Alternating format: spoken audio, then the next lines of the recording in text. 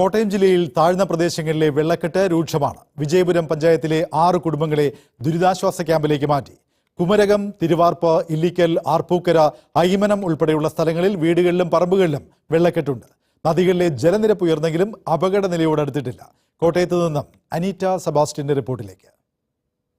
കോട്ടയത്ത് മഴ കുറഞ്ഞു, ആശ്വാസമായി. എങ്കിലും താഴ്ന്ന പ്രദേശങ്ങളിലെ വെള്ളക്കെട്ട് രൂക്ഷമായിട്ട് തുടരുകയായിരുന്നു. ഇന്നലെ കുമരകത്തും താഴത്തങ്ങാടിയിലുമൊക്കെ ശക്തമായിട്ടുള്ള കാറ്റ് ഉണ്ടായിരുന്നു.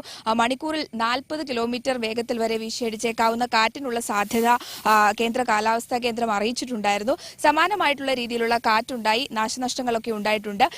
എന്നാൽ ഇന്നിപ്പോൾ മലയോര മേഖലയിൽ ഉൾപ്പെടെ മഴ കുറഞ്ഞിട്ടുണ്ട്. അതുകൊണ്ട് തന്നെ ശക്തമായിട്ടുള്ള മഴയില്ല, മഴ മാറി നിൽക്കുന്നു. അതുകൊണ്ട് തന്നെ കാര്യമായിട്ടുള്ള പ്രശ്നങ്ങളില്ല. പക്ഷേ ഇന്നലെ പെയ്ത മഴയുടെ വെള്ളക്കെട്ട് രൂക്ഷമായിട്ടുണ്ട്. പലയിടങ്ങളിലും റോഡുകളിലൊക്കെ വെള്ളം കയറിയിട്ടുണ്ട്. പ്രധാനമായിട്ടും ഇല്ലിക്കൽ, ആർപ്പുക്കര, അതോടൊപ്പം വിജയപുരം പോലെ സാധാരണയായി വെള്ളം കയറുന്ന സ്ഥലങ്ങളിലാണ് വെള്ളക്കെട്ട് ഉണ്ടായിരിക്കുന്നത്. പക്ഷേ ഇത്തവണ കഴിഞ്ഞ സാധാരണ മഴയ്ക്കുള്ള അത്രത്തോളം രൂക്ഷമല്ല എന്നുള്ളത് തന്നെയാണ് പഞ്ചായത്ത് പ്രസിഡന്റ് പറയുന്നത്. 2018 ശേഷമാണ് ഇപ്പോൾ കൂടുതലായിട്ടും ഈ ചെറിയ മഴയാണെങ്കിലും മഴയുടെ തോതിന്റെ വർധനമാണെന്ന് തോന്നുന്നു.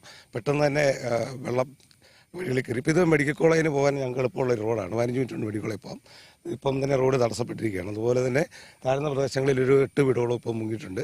അവർക്ക് നമ്മൾ ക്യാമ്പുകൾ സജ്ജമാക്കി ഇപ്പോൾ അവർ ക്യാമ്പിലാണ്. ഇന്ന് മഴയും കൂടെ പെയ്ത് കഴിഞ്ഞാൽ ഇനി കൂടുതൽ ആളുകൾ ക്യാമ്പിലേക്ക് മാറ്റേണ്ടി വരും.